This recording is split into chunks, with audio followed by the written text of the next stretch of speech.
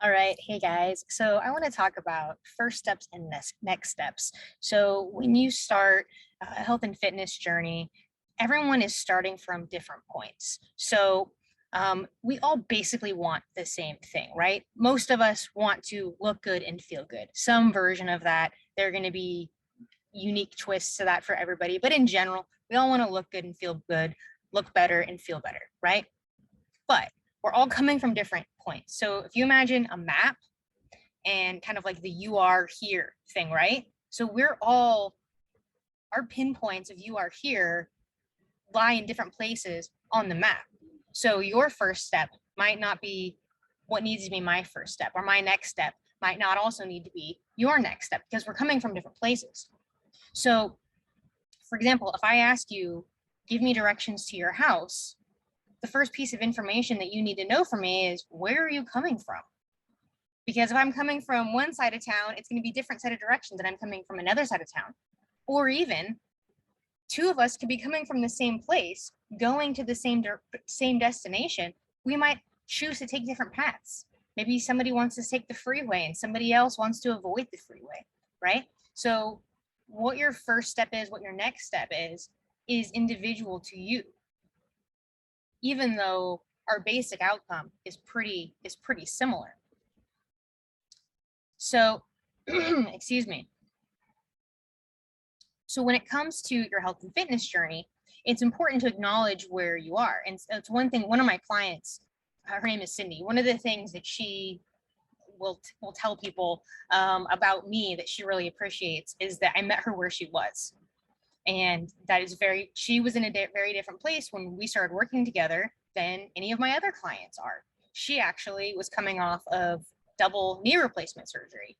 So she was worried that I was going to try to push her too far or have her do things that she wasn't able to do. Well, of course, I didn't have her do that because it was not appropriate for her at that time. Just like drinking a gallon of water may not be appropriate for you right now. I drink a gallon of water a day, but that doesn't mean that's appropriate for you. So, for example, if you're drinking, the only water you drink all day is like when you take your pill in the morning. Uh, Maybe you're drinking 4 ounces of water a day. We're not going to go to a gallon of water a day. You might not ever need to drink a gallon of water a day. Typically, what I tell people is half your body weight in ounces of water. But if you're only drinking, less than 20 ounces of water a day, we're not going to start with having you drink 60, 70, 80 ounces of water a day. It's too big of a step, and it's one that you're not going to be able to take. It's going to feel overwhelming. It's going to feel too hard. You might be super pumped about it on day one, maybe even to day three, but eventually you're going to get behind, and then you're still 60 ounces away and it feels like an unachievable task. And so instead of continuing to take drinks of that water, you just give up on it, and then you don't even try the next day. So that's why it's important to make sure that you're taking the appropriate first step, the appropriate next step, so that it's actually achievable, that it's practical, and that makes it sustainable. And then you can take the next step, the next appropriate step, and then the next appropriate step. And then ultimately you'll land at that destination, right? Of looking better and feeling better. And the good thing is that each step along the way, you are going to be feeling better. You'll be seeing progress because you're doing achievable things that you can actually do. And those are making you feel better and better. And then the wins just keep building on top of themselves. So I'm going to share with you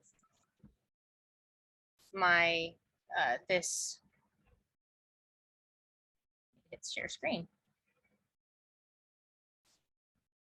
So I'm going to share with you this document I made. Okay, so here's the idea. It's kind of what I've already talked about of the you are here. So I use what I call the pillars of progress. This is what I use with my clients. So basically, if you were to do all or most of these 6 things every day or most every day, you are going to be really set for living. This is going to be a really healthy lifestyle. It would be really hard, basically, to not be healthy and to not be relatively fit if you were doing these 6 things most of the time. But as I was just talking about with the water, if you're only drinking like 8 ounces of water a day, we're not going to have you go to 70 ounces of water yet. You're going to build your way up to that. Okay. If you don't eat veggies, if the only veggies you eat is like the lettuce and tomato and pickle on your McDonald's burger, then probably eating 3 to 5 servings of produce a day is going to be too much of a step for you. So can we start with one vegetable a day? Maybe we need to start with one veggie side a week, depending on where you're at.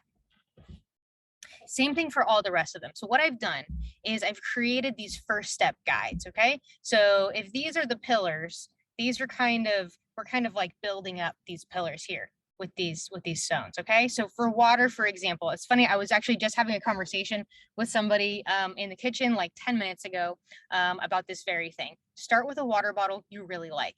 And my friend brought up this really good point that she realized that she's a straw person. She didn't used to be a straw person, but now if she has a water bottle that has a straw or like the spout thingy that you pull up, she is much more likely to drink more water than if she just has the open water bottle style. I like the nice big mouth. I like to take, like a 5 second to 10 second kind of gulps when I drink my water. The other thing is, know how many ounces your water bottle is and know how many of those you need to be drinking. So if we're starting off with, okay, let's get you drinking 32 ounces of water a day, up from your 12 ounces or whatever. Okay, if you have, I don't have it in, I should have brought it in as a prop. I have a 32 ounce hydro flask. It's a water bottle I love. If I want to put ice in there, it keeps it nice and cold. It has the nice big wide mouth on it that I like. And so I would know that I needed to drink one full bottle of that 32 ounces a day. And then I would go from there. So in actuality, I drink 4 of those. 4 is not too high of a number to count. And so I can manage to count up to 4 and get my water in each day. So these are just examples of what you could do for taking that first step and then the next step for water. Now, you could certainly take other steps, but this is just to give you an idea of this is how you could do that. And so I've basically demonstrated this for all of these things. So if we look at 30 minutes of combined intentional movement a day. So if you're essentially doing no intentional movement, you're just kind of like living your life and you're not going on a walk for the sake of going on a walk or doing any sort of workouts, 30 minutes every day is going to feel like a lot. But what if we started with 3 10-minute walks a week? And then one 15-minute, one 10 to 15-minute walk a day, whatever it is. And you start slowly building up. Start with something that's doable. Get consistent at doing that doable thing. And then level up. Get consistent. And then level up and get consistent. I'm going to go ahead and stop my share there. But so I just wanted to kind of go through that and talk it through to give you an idea really of what it is that I'm talking about, and then just kind of illustrate the importance of not going full beast mode in on everything. Because if you try to set your sights super high and try to be perfect on like these 7 new habits that you're going to accomplish, you're going to get burnt out, overwhelmed, disheartened, frustrated really quickly, and then you're just going to throw the whole thing out and not do anything. What if you just started with one thing and built that consistency up over time? So this is what I do with my clients. If it's not achievable, if it's not practical, if it's not sustainable, I'm not going to tell you to do it, because you're not going to do it and you're going to fail. And I don't want to see my people fail. I want to set you up for success. So while we're thinking about it, go grab a glass of water. Okay, drink that down. Maybe even go find a water bottle that you really like and fill up that water bottle instead of a glass. And then I would love to know, what is that first step or that next step for you? I would love it for you to share that with me, and so I can cheer you on.